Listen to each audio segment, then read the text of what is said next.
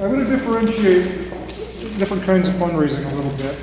I'm going to talk a little bit about some of the stages of fundraising. And again, this is related to food co-ops, but it may translate quite well for other opportunities. But when I'm talking fundraising today, I'm primarily talking about non-business activities where you're asking people to make a donation, possibly in the form of a grant or a personal donation, where you're doing a fundraising event, but not raising funds specifically through your business operations. Okay, there's different times while you're organizing where you might do this. In the food co-op world, there are co-ops that have gone out to do fundraising after they're open. It's not as common. Usually, most businesses, and if you're a nonprofit, it's different, but most for-profit businesses, once they've opened for business, there's a reasonable expectation that they should be paying their own bills. And fundraising is more difficult because of that expectation. And it may also be something you'd question in your own mind whether it's really the right thing to be doing. But that's just to give perspective to where I'm coming from on my presentation, okay? So I want to talk about in different ways that funding comes in. The people that are founding an organization, the startup people, the original steering committee or board. Grants, obviously that's a big one. Increasingly we're talking about crowdfunding and whether that might be the new big deal. Branded merchandise, t-shirt. A t-shirt with your company name on it, you can sell that for $100 if anybody is interested. And doing events, fundraising events is another common and often popular way. And with food co-ops, again, because of the nature of the product they're going to be selling and the people they work with, markets of one kind or another, farmers markets or sales opportunities pre-opening often come up. So those are the topics in general. So why are you doing it? I mean, that's what I was asking before. And it's really important to think about why am I doing the fundraising before you decide how you're going to do the fundraising. Co-ops are not, by definition, they're not a charitable organization. Now, there's a very, very rare circumstances when a co-op can get a 501c3 business recognition, but for the most part, co-ops are out there to sell a good or a service, and while there is a mission component, we want to be good stewards to our community, we want to improve the conditions of our community and whatever else. Those are all great things, but they don't make us a nonprofit charity. So that is really important and to keep in mind as we go through fundraising because it changes what we can and can't do. Money, if you're just looking for money, is that the only thing you need? Because fundraising efforts can also generate other things. Public relations, exposure to your organization, you can get those events covered in the paper or the news. And in some cases, it could be a membership recruiting opportunity perhaps. Community building in terms of events. What is your organizational capacity? How many people have you got working on this project? And how much of their time can you commit to one kind of fundraising or another, or multiple at the same time? Be aware of that. So, really consider this. All of these fundraising efforts take time, energy, and sometimes even a little risk when you put on a big event that you might not make any money at all. But member equity is what we're all about, member investment in the co-op, and investing time in that. You may raise money more effectively, and to the point, raising membership at the same time. So don't forget, member equity is your ultimate fundraising tool. A few examples. And if anybody else, I want to ask from time to time, if anybody's tried this, branded merchandise, almost everybody does something. In the food co-op world, t-shirts, tote bags, all kinds of good stuff. Anybody out there got a branded coffee mug, t-shirt, cap, bumper sticker? Yeah, okay. This is from the Fairbanks Co-op in Fairbanks, Alaska. They are probably the most successful merchandise seller I've ever worked with. And it's because they had a person in their organizing team that was a retail gift shop manager and knew all about how to do this stuff and did it right. And it's a lot of time and energy into it. That stuff got lugged to a lot of different places, but they made some money. And when I say made some money successfully, we're talking up to maybe $5,000 to $10,000.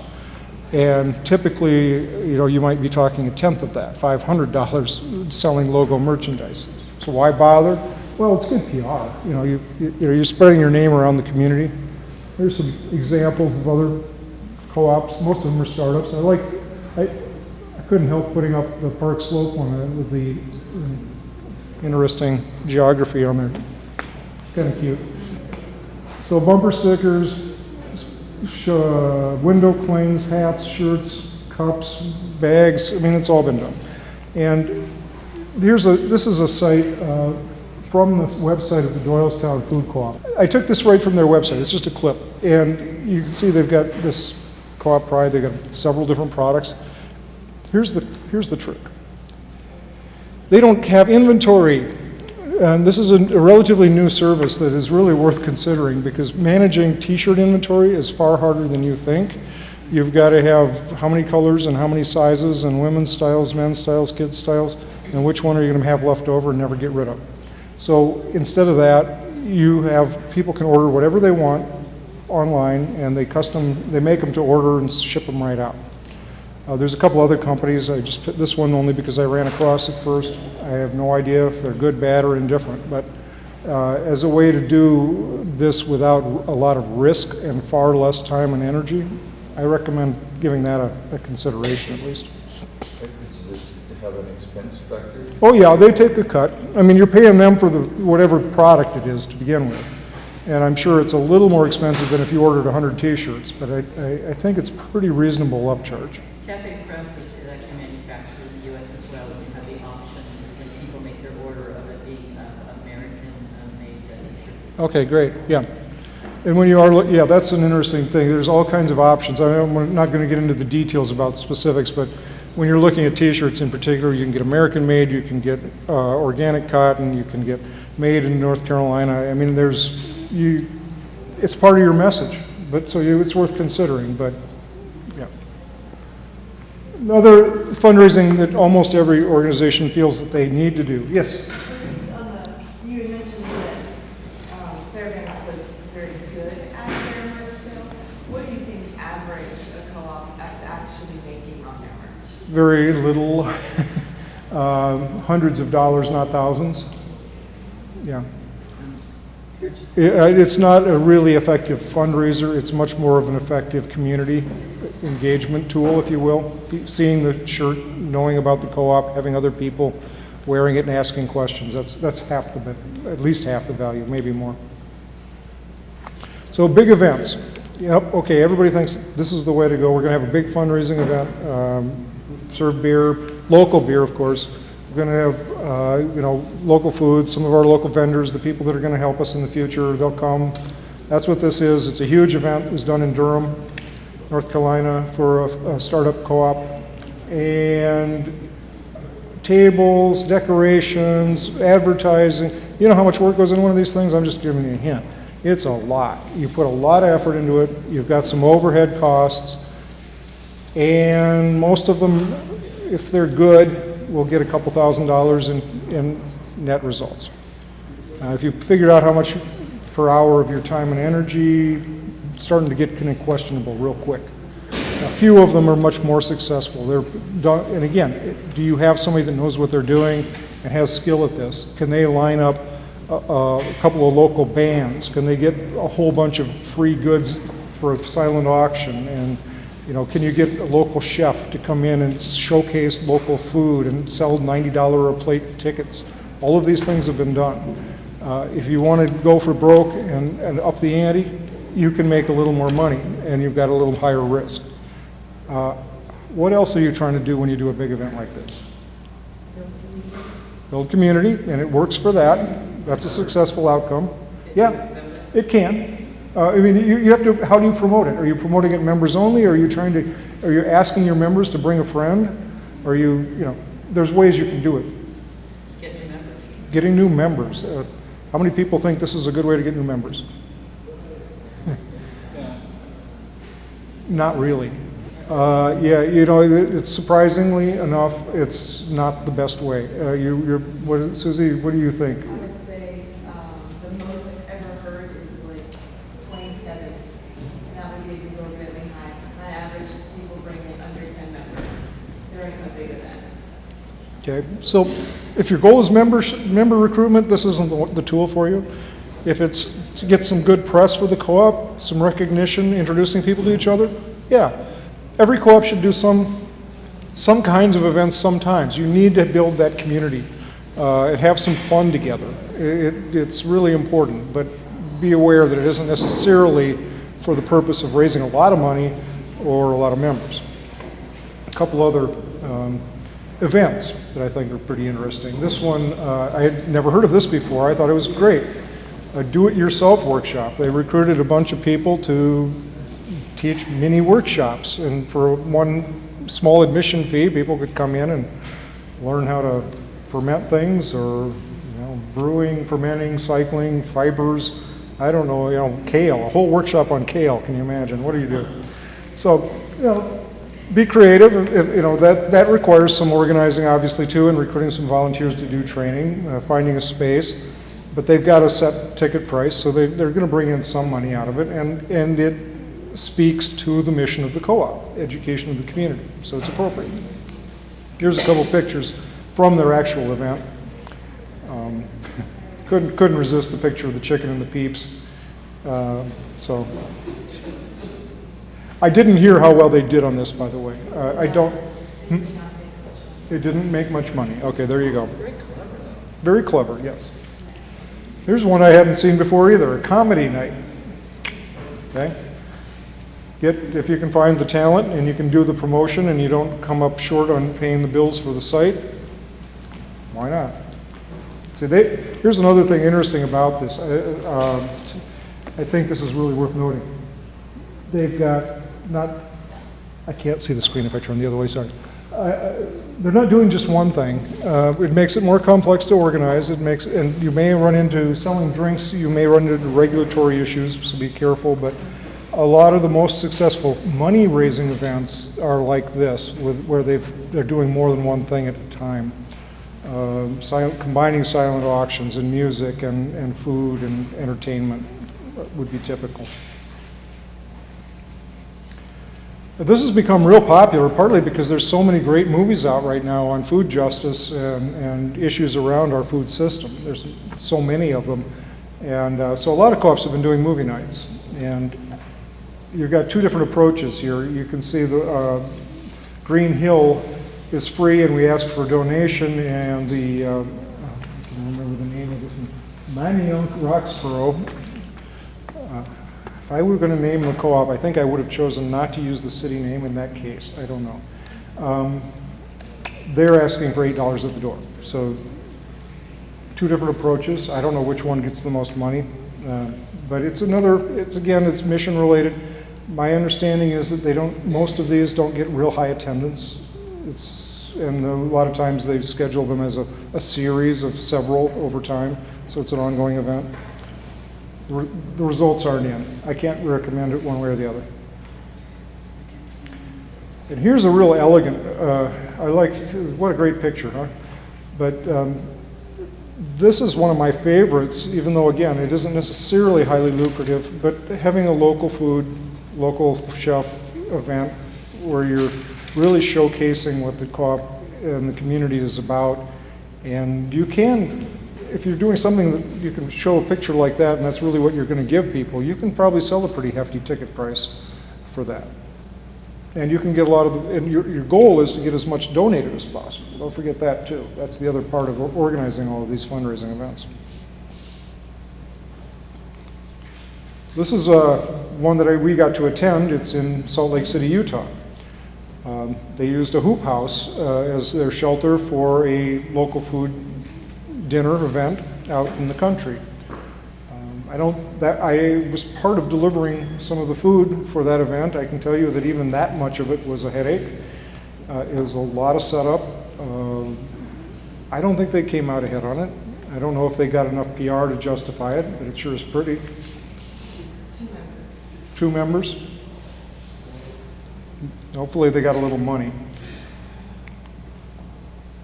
And the one that did that nice food event, this is the 2 of the organizers, the people in the foreground there. They own a farm where they do wedding and special events in their barn. So they've got this barn set up already for that purpose. And they held a big barn dance there. And, you know, that take advantage of the people you know and what you have easy access to is, I guess, the message there. Okay, crowdfunding. In doing some searches online to find out what I could about co-ops that had done this, we've talked to a few of them, have talked to us and we've passed on their links to their fundraising events on our Facebook page, and we do what we can to help. This one really, I don't know what to think about, where it's going to go. This one, let's see. They had 15 days left. They had a $36,000 goal. They're well along the way. I don't know if they made it or not. You know, they're looking pretty good, and that's a larger amount than most of the goals are, 36,000. Okay. These are on Kickstarter, and I don't know if they're big enough for you to see, but the first one, Mariposa, is a co-op that's already open. They were looking for money for a build-out. They got it, $10,000. Monteville is a startup. They ran out of time at only 12% of what their goal was. They didn't get it. Marquette's an existing co-op raising money for an education program. They didn't get it. They didn't make their goal. So 1 out of 3 so far. Ojai just started theirs. I don't know. You know, they got 60 days on their campaign left. Arroyo made theirs, 11,200. And West End didn't. So what's the common factors? I'm not entirely sure. I think what I would suggest is that you have to have a really good pitch for the site. It has to be very compelling. And you have to they're not doing all the work for you when you go on one of those sites. You have to promote your campaign. If people don't know about it, they're not going to go there and make a contribution.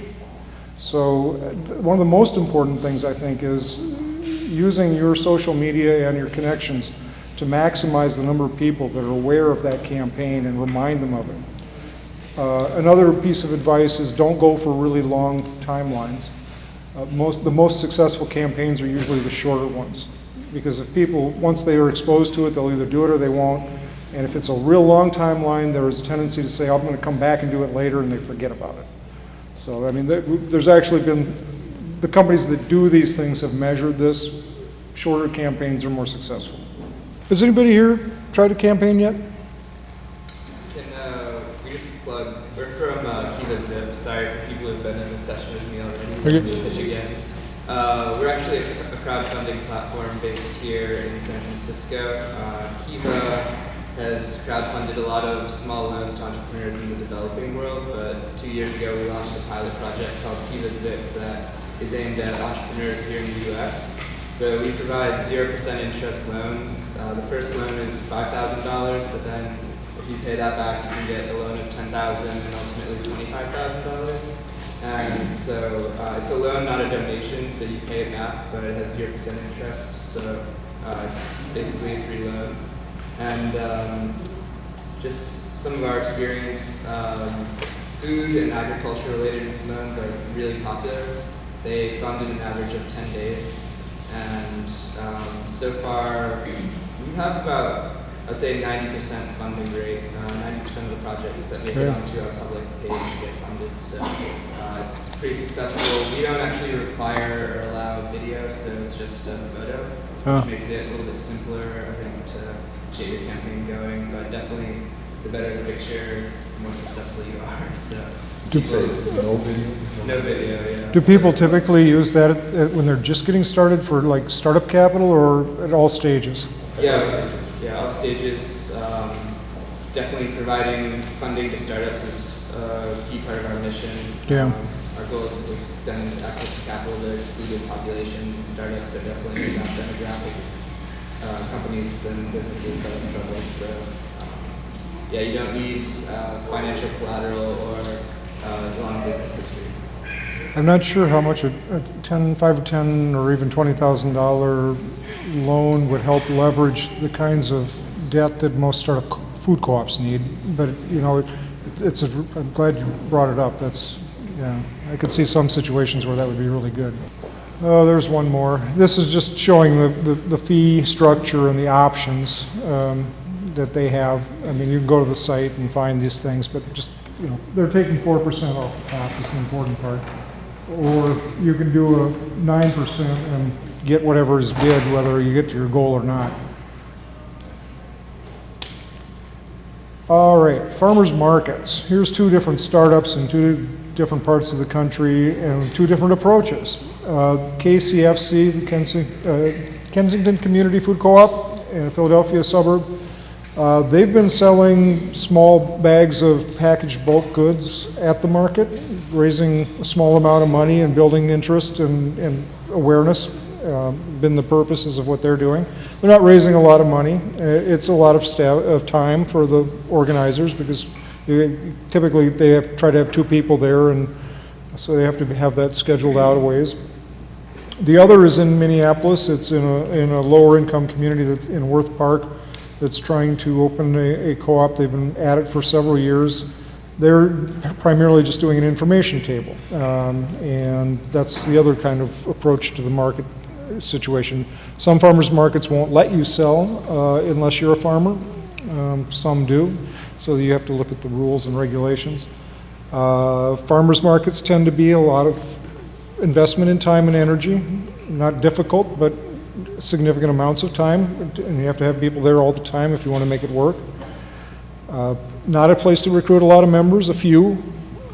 Again, you're getting information out. You might be the person that needs to be asked 8 times. Well, you've asked them at least once, so it's better than nothing. But you know, it's more of a presence than it is a fundraiser or a member raiser, I think, in most cases.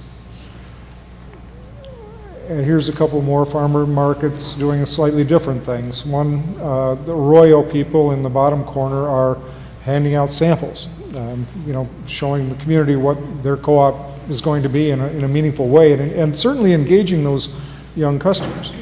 And the other folks are Bisman, North Dakota, where they're mostly an information booth, but they've got the giant jug for donations. I kind of doubt they're making a lot of money out of it, but it's more, again, visibility.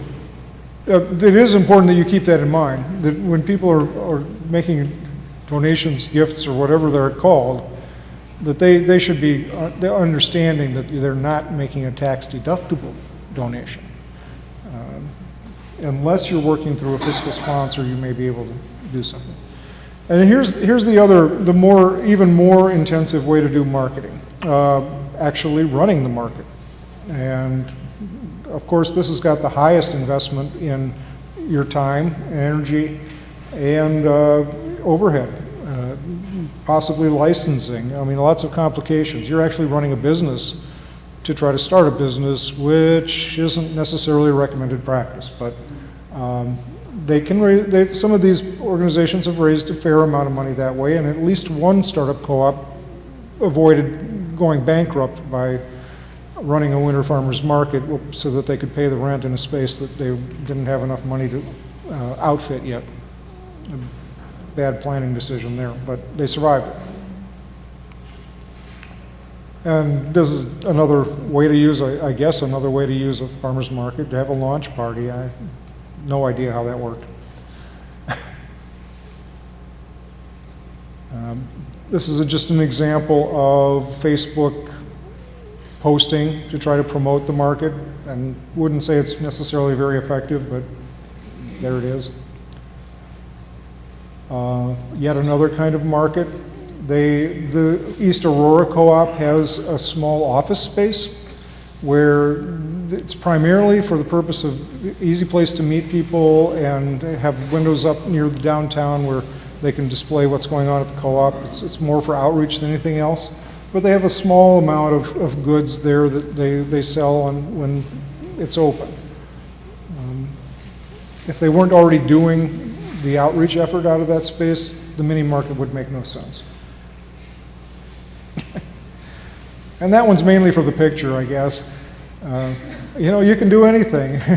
The Great River Co-op Walpole, they partnered with somebody to do the cornfield maze. They didn't do it alone, but they made almost $4,000 out of it. So, I mean, that sounds like fun. I don't know. That said, isn't it too well nourished? Yeah, that's a GMO skeleton.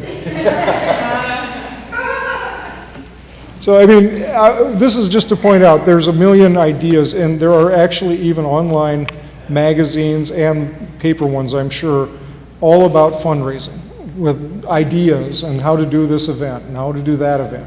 So, you know, here's a few other ones that have been done, you know, and I'm not weighing in on any of them except that none of them are highly lucrative and they're all a lot of work. Don't forget this one. Now, we didn't talk much about grants, and I'm going to go backtrack to that a little bit. Since you're not a nonprofit, spending a lot of time seeking out grants is usually not very productive. There are not many grants available to for-profit businesses. That's by definition, you're a for-profit business. You're supposed to have investors. You're supposed to have cash. You're supposed to make your own money, right? And sometimes I feel like we in the co-ops are confusing people by doing so much emphasis on this kind of fundraising, that it really, looking at our members and going to them and explaining that they're owners of a business and we need their equity is a much better use of our time. So, end of sermon. But when you do get a grant, leverage it. You know, tell the community, even if the people that give you the grant may ask for you to match it. We do. We have a small seed grant program when we have money to fund it. And our $10,000 seed grant has to be matched by money that you raise in the community. If somebody else offers you a grant, you say, hey, we're getting this $5,000 grant from so-and-so. We need to match that from people in the community to show our commitment. It's always a good way to get some excitement and leverage. What they are giving you, is that a donation? Is it a gift? Is It all depends. equity? It all depends. It's not usually equity. That's pretty rare. It may be a donation. It may be an economic development grant, for example, from a city would be a whole different kind of thing. If you are working with a fiscal sponsor, that you may be able to get money donated as tax-deductible contribution. It goes to the fiscal sponsor first, and they can pass it through to you as long as you're using it for something that aligns with their nonprofit mission. Now, talk to your lawyer before you try this at home. Yeah, and the bookkeeping on that, if I'm the bookkeeper of our startup, where does that go? Income. Just income. Yep. Grants, donations to the food co-op during startup phase are income. I don't understand. That's taxable income. Oh, it's taxable income. Yep, on the books. Would you recommend having a fiscal sponsor, at least in the beginning stages, or just incorporating? Oh, boy. Well, you're going to incorporate, it won't affect your incorporation. It's just an agreement you make with a nonprofit to work with you. So you could have a fiscal sponsor and be incorporated? Oh, absolutely. Oh, Yeah. okay, because I just know from Ojai, Yeah. Spirits right now, they're working with other nonprofits that are not incorporated. Yeah, no, it's probably atypical. I think most of the time co-ops are incorporated. I've observed this, a lot of co-ops that thought they had money in the community if they could only set up this kind of relationship. They set up the relationship and the money seemed to have disappeared. $5,000, $10,000, really the high end of what most co-ops get in outright donations through a fiscal sponsor, but there's always exceptions. You know, I know one co-op that had a professional fundraiser, and don't ask me how they did it, it was a unique community, but they got it over 100,000. And that's the only one I've ever heard of that got more than 20. And how they do that? I don't know the details, but they had a professional fundraiser on their board. Well, how much time and money you got? It's very complicated these days. A lot of paperwork. I did that for our organization. It took a long time. I had to respond to 2 or 3 inquiries from the IRS for more information before they finally approved us. And then you've got a lot of paperwork ongoing to manage that. You have to have separation of the board of the co-op and the nonprofit in order for it to be an independent organization for tax purposes. Different. Yep, you've got to file annually for your charitable organization and do public reporting. How much money are you going to get out of it? It's usually, unless you're really expecting to raise a lot of money that way, I don't recommend it for a startup. A fiscal sponsor is a better bet. And they may charge a percentage of what they raise. 5 is not uncommon. Some of them will do it for nothing because they want to work with you. But it's a lot easier than trying to manage a nonprofit. 5%. For a fiscal sponsor, yeah. That's low. Yeah. Yeah, they tend, if you're working, talk to different people. If they're telling you, 20%, find somebody else. I've got people that that are in nonprofit co-op development organizations that have set up these, and I can, if you can't find somebody locally, which is ideal, yeah, we can set you up with somebody. But yeah, I said this before, and I'm coming back to it. I hope one of the things that you may have noticed about this is that you can make a little money out of these things. You can get some benefits out of these things besides just the money, and that's all good. You definitely need some of that in the mix. A mix is a good thing, but if your goal is to raise membership and to raise money, the most effective way to do that is by recruiting members. How many hours did you put into that special event, and how much money did you get out of it? Well, that's, conservatively, 25 hours of several people's time. I doubt it was that little. It's probably a lot more. At how much an hour is their time worth? If they put that same number of hours of time into having conversations with friends and potential members, how many of them could they have recruited? And how much is your member equity requirement? You've got a member, and you got money, and you've got a face-to-face connection in the community. It's a better use of your time. And it's the honest way to capitalize your business, member investment. So, it's not saying it's dishonest to do fundraising. The time when fundraising is almost essential is at the very beginning when you may not even be incorporated yet. You're not able to recruit members until you're incorporated.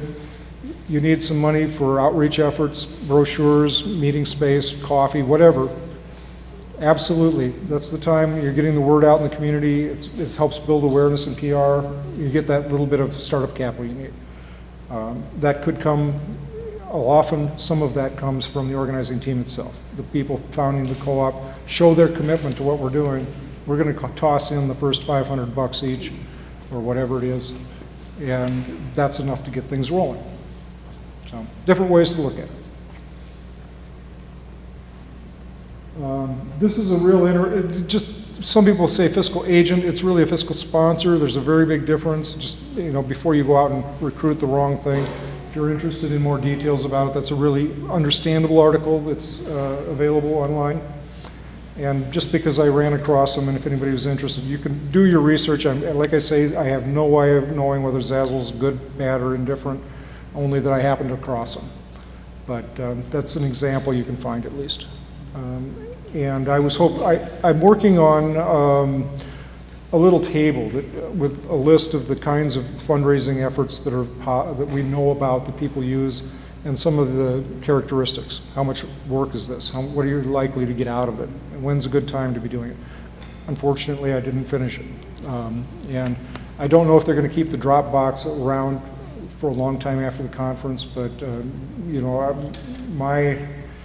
you can reach me at stewart@fci.coop, or you can go through our website and contact me button if you'd like to see that when it's ready. It'll probably be posted on our website as well as a resource, so be happy to share that.